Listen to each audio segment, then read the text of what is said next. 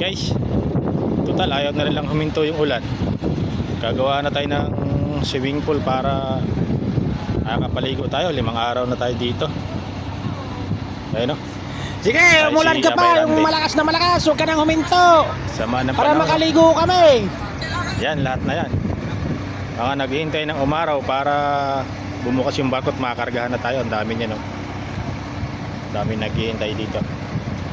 Ayun yung mga kabady natin, no? Mga bade! O, kaway-kaway! Shoutout sa mga nasa opisina, sarap buhay.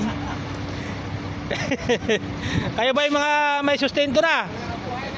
Eh, kami wala pa. Padala ulit. Punta ulit tayo Olongapo. Dami niya, no? Naghihintay ng araw. Kaso, ay, no, sama ng panahon.